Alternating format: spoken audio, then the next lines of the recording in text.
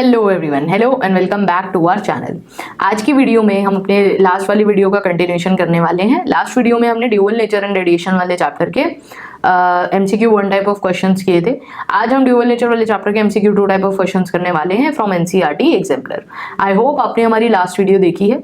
अगर last video नहीं देखी तो एटलीस्ट आपने चैप्टर एक बार पढ़ा है एंड उसको अच्छे से रिवाइज करा है, स्पेशली द फॉर्मूलाज। ठीक है, तो similar type of formulas use होने वाले हैं। 3-4 फॉर्मूले ही हैं इस चैप्टर में, बहुत ज्यादा नहीं है। एक आपका आइंस्टीन फोटो इलेक्ट्रिक इक्वेशन, दूसरा आपका जो लॉज हैं फोटो इलेक्ट्रिक इक्वेशन वाले, फोटो इलेक्ट्रिक इफेक्ट वाले, वो पता होनी चाहिए आपको from the point of view of concept based questions या थ्योरेटिकल क्वेश्चंस जो आते हैं। तीसरा फॉर्मूला आपका डी ब्रॉगली वेवलेंथ का, fourth formula de Broglie wavelength of a electron. Mainly यही 3-4 चीजें यूज होती हैं। So let's get started with our today's video. MCQ 2 type of questions में एक डिफरेंट चीज क्या है कि अभी तक हमने जितने MCQ क्वेश्चंस करे उनमें सिर्फ एक ही करेक्ट ऑप्शन था।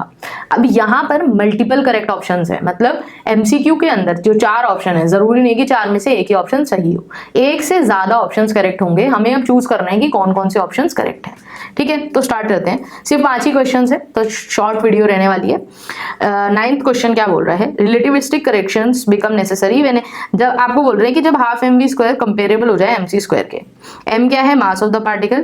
किस डी ब्रॉगली वेवलेंथ पे पूछा है कि ये रिलेटिविस्टिक करेक्शन इंपॉर्टेंट हो जाएगा इलेक्ट्रॉन के लिए। ठीक है, ये हमसे पूछा है इन 9th क्वेश्चन। कैसे करेंगे, डी ब्रॉगली वेवलेंथ निकालने का फॉर्मूला हमको आता है। डी ब्रॉगली वेवलेंथ कैसे निकलती है, h/mv से, मतलब h/p कह लो चाहे h/mv कह लो। तो वेवलेंथ कैसे निकलेगी, h/p से। p की जगह क्या लिख सकते हो, mv। v क्या हो जाएगा, h/λm। करेक्ट, h की वैल्यू रखो और m की वैल्यू रखो। h और m की वैल्यू जब आप रख के इसको सॉल्व करोगे तो आपका फॉर्मूला कुछ ऐसा आएगा, 0.73 इंटू 10⁻³ डिवाइडेड बाय लैम्डा, कुछ ऐसी वेलोसिटी आएगी। अब बात करते देखते हैं, देखो वेलोसिटी अप्रोक्सीमेटली कितनी आनी चाहिए। वेलोसिटी अगर आपकी 3 इंटू मतलब स्पीड ऑफ लाइट से कंपेरेबल आ रही है तो आप मानोगे कि रिलेटिविस्टिक करेक्शन फुलफिल हो रही है, अदरवाइज नहीं हो रही। तो पहले ऑप्शन के लिए चेक करते हैं, जब लैम्डा की वैल्यू 10 नैनोमीटर है तो ऑप्शन ए में हम चेक कर रहे हैं 0.73 इंटू 10⁻³ और 10 नैनोमीटर मतलब 10 इंटू 10⁻⁹ यानी कि 10⁻8। तो यहाँ पे आंसर कितना आएगा, 7.3 इंटू आपका आ जाएगा, नीचे है 10 की पावर नीचे हो जाएगा 10⁻⁸, ऊपर है 10⁻3, तो 10⁻5 और अप्रोक्सीमेटली आपका आ जाएगा। तो यहाँ पर आप देखो स्पीड ऑफ लाइट का ऑर्डर कितना होता है, 3 इंटू 10⁸, करेक्ट। और यहाँ पे कितना आ रहा है, 0.73, इसको लिख लेते हैं, इंटू 10⁻+5। और हमारी वेलोसिटी कितनी होती है, 3 इंटू 10⁸। तो 10⁸ से बहुत छोटी है ये वेलोसिटी, तो क्या इस पे फुलफिल होना चाहिए, नहीं। नेक्स्ट बी ऑप्शन के लिए चेक करते हैं, 0.73 इंटू 10⁻³ डिवाइडेड बाय 10⁻⁻1 इंटू 10⁻1 10⁻9। कितना आ जाएगा, नीचे आ जाएगा 10⁻10, ऊपर जाएगा ऊपर -3 है तो 10⁻7 आ जाएगा। तो 10⁻7 आया, ये भी अभी भी speed of light in air से कम है ये ऑप्शन, ये वैल्यू भी, तो यहाँ पर भी नहीं होगा। 10⁻4 पे देखते हैं, 10⁻4 पे क्या होगा, 10⁻4 इंटू 10⁻9। कितना हो गया, 10⁻4 से 10⁻4 कट गया, ऊपर कितना आया, 10�9। अब आप ये देखो speed of light in air होती है 10�8, 10�9 10�8 से बड़ा है, तो यानी कि स्पीड ऑफ लाइट अगर बड़ी आ जाए मतलब इस वेवलेंथ पे, यानी कि रिलेटिविस्टिक करेक्शन फुलफिल करेगा, तो सी पे तो कर रहा है। सिमिलरली अब अगर आप इससे किसी भी छोटी वैल्यू पे, छोटी फ्रीक्वेंसी पे देखो, छोटी वेवलेंथ पे देखोगे तो फुलफिल हो जाएगा, क्योंकि इनवर्सली प्रोपोर्शनल है वेलोसिटी। आइडियली आपको नेक्स्ट वैल्यू के लिए चेक करने की जरूरत है नहीं, बट करके देख लेते हैं। 10⁻6 10⁻9 कितना हो जाएगा, 10⁻15, ऊपर जाएगा 10⁻11। 10⁻11 भी बड़ा है, तो आपका ये भी फुलफिल हो जाएगा। तो ऑप्शन सी और D will be your correct answer. Question 10 क्या बोल रहा है, 2 particles A1 and A2 of masses M1 and M2, और आपको बता रखा है कि M1 का मास M2 से बड़ा है, having same de Broglie wavelength. अगर डी ब्रॉगली वेवलेंथ सेम है, यानी कि lambda is equal to h/p, ये सेम है, यानी कि h तो सेम होता ही है, इसका मतलब अगर मैं मोमेंटम निकालूं h/λ, यानी कि h मोमेंटम जो है h/λ हो गया। इसका मतलब हम क्या कह सकते हैं, momentum is inversely proportional to wavelength. Wavelength same है, तो अगर मैं रेशो लूं, इसको इरेज कर लेते हैं, अगर मैं रेशो लूं दोनों के मोमेंटम की, P1 by P2 should be equal to lambda 2 by lambda 1 क्योंकि momentum is inversely proportional to de Broglie wavelength.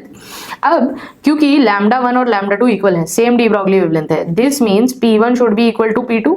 अगर P1 P2 इक्वल है, M1 V1 is equal to M2 V2। अब हमें क्या दे रखा है कि M1 की वैल्यू बड़ी है M2 से। अगर M1 M2 से बड़ा है तो हम क्या ये बोल सकते हैं कि V2 V1 से बड़ा होगा, ऑफ कोर्स ही बात है। तो देयर मोमेंटा आर सेम, पहली चीज, पहला ऑप्शन तो करेक्ट है, मोमेंटम तो सेम होगा। सेकंड ऑप्शन में क्या बोला है, energies are same. Energies are same कैसे निकालोगे, एनर्जी क्या हो गई, हाफ एम वी स्क्वायर, या एनर्जी क्या होती है P square by 2m, directly लिख सकते हैं। मोमेंटम कांस्टेंट है, बट क्या उनके मास सेम है, नहीं, एक का मास, पहले वाले का मास ज्यादा है दूसरे वाले के मास से, तो दूसरे वाला जो ऑब्जेक्ट है उसकी एनर्जी ज्यादा आएगी फर्स्ट से, तो एनर्जीज तो सेम नहीं होंगी।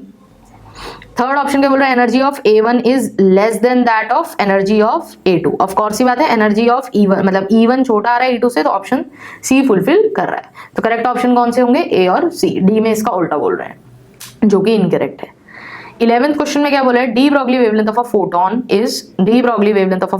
Is twice the D Broglie wavelength of an electron.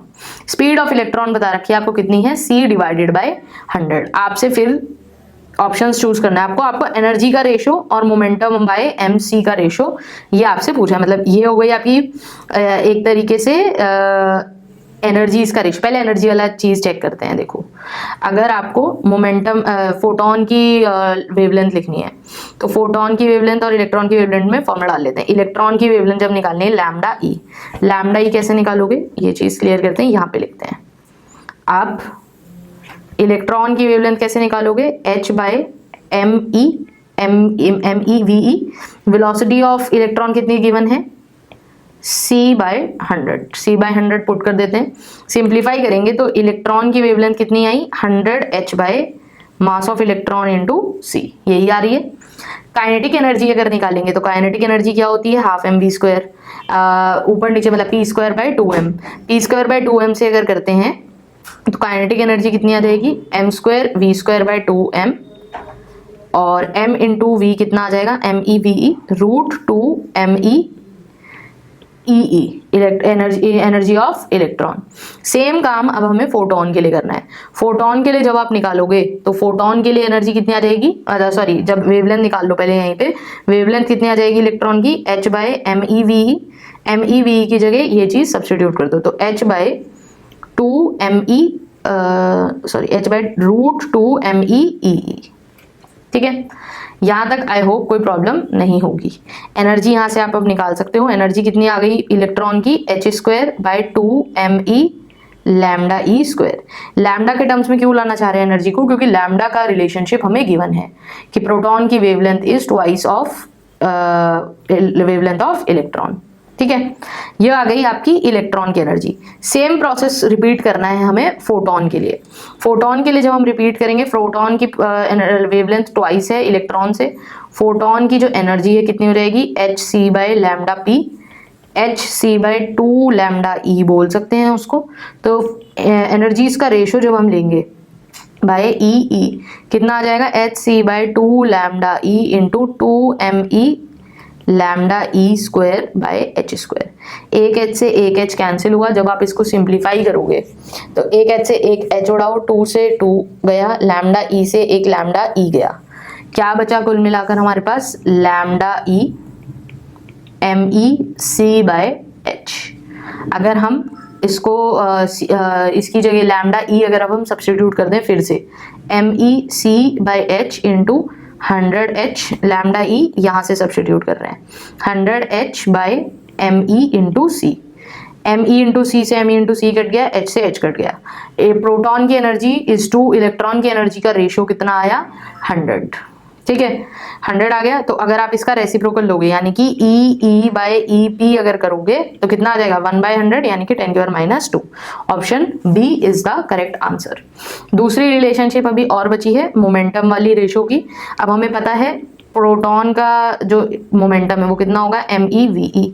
We की जगह क्या रख सकते हो, c/100। करेक्ट। और अगर मैं PE बाय ME इंटू सी करूं तो कितना आया 1/100, यानी कि ये भी कितना आया 10⁻²। तो ऑप्शन सी, तो ऑप्शन बी और सी मेरा करेक्ट ऑप्शंस हो जाएंगे। 12th में क्या बोला है, photons absorbed in a matter are converted to heat. Photon absorb हुए, हीट में कन्वर्ट हो गए। Source emitting n photon per second of frequency nu is use to convert 1 kg of ice at 0 degree to water at 0 degree. आपसे बोला है time capital T taken for conversion कैसे vary करेगा, ठीक है। तो इसके अंदर थोड़ा सा आपको thermal properties of matter use करना पड़ेगा क्लास 11th का। क्या बोलते हैं, एनर्जी किसके इक्वल होगी, मास इनटू एल के लेटेंट हीट। इसको और एनर्जी और किसके इक्वल होती है, जो रेडिएशन आई होगी, जो लाइट आई है वो किसके इक्वल होगी, n into H nu. N क्या है, नंबर ऑफ फोटॉन्स रेडिएटेड, एक फोटोन की एनर्जी कितनी है, h न्यू, ठीक है। n हो गया आपका फोटॉन्स इंसिडेंट पर सेकेंड। तो हमें क्या बोला है, कैपिटल T टाइम अगर उसको लगा होगा तो कैपिटल T से हम मल्टीप्लाई कर सकते हैं दोनों साइड। T टाइम रेडिएट हुआ, हमने बोला ये है नंबर ऑफ फोटॉन्स रेडिएटेड पर second. Total number of photons कितने होंगे, अगर मैं क्वेश्चन के हिसाब से यूज करूं, ये था मेरा, अगर कंफ्यूजन ना हो मैंने लिख लिया total number of photons into h new, एक फोटोन की एनर्जी। अगर n फोटोन एक सेकंड में रिलीज हो रहे हैं तो कैपिटल T टाइम में कितने फोटोन रिलीज हो रहे होंगे, n इंटू टी, यानी कि this is the total number of photons released. तो ml should be equal to NTH nu, correct. T कितना आ गया मेरा यहाँ से, ml divided by NH nu. अब एक चीज क्या दिख रही है, T is inversely proportional to N and T is inversely proportional to frequency. यानी कि यहाँ से हम क्या बोल सकते हैं, क्योंकि H आपका कांस्टेंट है, मास कांस्टेंट है और लेटेंट हीट कांस्टेंट होती है, ठीक है। मतलब आइस को वाटर में कन्वर्ट करने के लिए जो लेटेंट हीट यूज होती है वो कांस्टेंट होती है। तो अब हम यहाँ से बोल सकते हैं कि अगर आप पहला ऑप्शन में क्या बोला है, decreases with increasing n, of course ही बात है, अगर n इंक्रीज होगा तो टाइम डिक्रीज होगा, विद v फिक्स्ड, ठीक बात है। Decreases with n fixed, v increasing, v increase होगा तो t डिक्रीज होगा, और अगर आपने n कांस्टेंट का है, सही बात है। क्या बोला है, remains constant with n and v changing such that, अगर n इंटू v कांस्टेंट है तो t directly proportional, inversely proportional to n nu हुआ। अगर n और न्यू की वैल्यू कांस्टेंट है तो t भी कांस्टेंट होगा, ये बात भी सही है। Increases when product of n new increases, ये ऑप्शन गलत होगा। अगर n न्यू का प्रोडक्ट इंक्रीज हो रहा है तो t की वैल्यू डिक्रीज होनी चाहिए थी। तो ऑप्शन ए, बी और सी मेरे करेक्ट आंसर हो जाएंगे इस केस में। क्वेश्चन नंबर 13, लास्ट क्वेश्चन क्या बोल रहा है, particle moves in a closed orbit around the origin due to a force which is directed towards the origin. De Broglie wavelength of the particle varies cyclically between two values λ1 और λ2। इन दोनों values के बीच में D Broglie wavelength very कर रही है। आपसे पूछा है कौन कौन सी स्टेटमेंट इनमें से ट्रू होंगी, ठीक है। अब इस क्वेश्चन को देखो अप्रोच कैसे करना है। डी ब्रॉगली वेवलेंथ आपको बोला है λ1 की वैल्यू बड़ी है तो λ2 λ1, ऐसे ये वेवलेंथ वेरी कर रही है, लैम्डा ऐसे λ1 और λ2 के बीच में वेरी कर रहा है। अब ये वाली जो वेरिएशन है ये सिर्फ तभी पॉसिबल है जब पार्टिकल एक एलिप्टिकल पाथ में घूम रहा हो। क्यों, क्योंकि एलिप्स के जब आप इस वाले कॉर्नर पे देखोगे, एलिप्स ही एक चीज है जहां पर एक शेप है जिसमें दो अलग अलग डिस्टेंसेस मिलेंगे आपको, दो अलग अलग कॉर्नर्स पे। मतलब एक बार जब आप ये वर्टिकल एक्सिस के दो डायमीटर के लिए अपोजिट एंड्स पे होंगे तो ये वाला डायमीटर आपका छोटा है और ये वाला डायमीटर आपका बड़ा होगा। तो ये वाली जो डिफरेंस है वो आपको सिर्फ तभी देखने के लिए मिलेगा जब पार्टिकल एलिप्टिकल पाथ में घूम रहा हो, करेक्ट। तो आपसे क्या बोला, particle must be moving in an elliptical orbit with origin at its focus, ये ऑप्शन तो सही होगा, ठीक है। नेक्स्ट ऑप्शन में क्या बोला है, द पार्टिकल, अब सर्कुलर पाथ में नहीं हो सकता क्योंकि अगर सर्कुलर में होता तो दो वेरिएशंस नहीं होते वेवलेंथ के, तो ऑप्शन ए हो गया रॉन्ग। थर्ड में क्या बोला है, de Broglie wavelength is λ1, particle is nearer to the origin than when its value is λ2। Next में क्या बोला है, डी ब्रॉगली वेवलेंथ, अच्छा नेक्स्ट में इसका जस्ट ऑपोजिट बोला है। अब इसको आप ऐसे सोचो कि अगर v1 v2 दो एंड्स ले लेते हैं, ये पॉइंट को बोल देते हैं a, यहाँ पे बोल देते हैं वेलोसिटी v1 है, ये पॉइंट है b, यहाँ पे बोल देते हैं कि वेलोसिटी v2 है, ठीक है। ये पार्टिकल हो गया b। हम बोल रहे हैं कि v1 और v2 स्पीड है दो अलग अलग पॉइंट्स पे, a और b पे। डी ब्रॉगली वेवलेंथ अब मुझे फाइंड आउट करनी है, पहले a पे फिर b पे। जब मैंने a पे मुझे फाइंड आउट करनी है, इसको बोलते हैं, यहाँ पे बोलते हैं λ1 है तो h/mv1 होगी, इधर कितनी होगी λ2 इज इक्वल टू h/mv2। अब अगर हम रेशो लें λ1/λ2 का तो कितना आएगा, v2/v1, क्योंकि इनवर्सली प्रोपोर्शनल है v2/v1। मुझे क्या बोला हुआ है क्वेश्चन में, एक चीज गिवन है कि lambda 1 is greater than lambda 2। अगर लैम्डा 1 लैम्डा 2 से बड़ा है यानी कि हम ये बोल सकते हैं v2 is greater than v1, यानी कि b पॉइंट पे वेलोसिटी ज़्यादा होगी ए पॉइंट से। तो इसका मतलब, क्योंकि एंगुलर मोमेंटम कंजर्व रहेगा इलिप्टिकल पाथ में भी, इसका मतलब अब हम ये बोल सकते हैं कि स्पीड पार्टिकल की कब ज़्यादा होगी, जब वो फोकस के पास है। स्पीड पार्टिकल की कब ज़्यादा होगी, जब वो फोकस के पास है, यानी कि ऑप्शन नंबर डी इस बात को फुलफिल करेगा कि particle is near to the origin when its value is lambda 1 and it is as compare to lambda 2। तो इस सिनेरियो में option number B and D will be my correct answer. So this is all about our today's video. आज की video में हमने अपने MCQ 2 type of questions करे of dual nature chapter. I hope आपको एक अच्छा रिवीजन मिला होगा पूरे ही कंप्लीट चैप्टर का। If you are liking the video and आपको एक हेल्प हुई इस वीडियो से कॉन्सेप्ट रिवाइज करने में as well as in your practice, then do like, share and subscribe to our channel. Please share this video with all your friends so that they also are benefited. And हम लोग बहुत जल्द next month से आपके लिए one shot revision videos as well as previous year board question लेकर आने वाले हैं of all the subjects. So stay tuned to the channel and don't forget to miss any video. So thank you so much for watching the video. See you in the next video.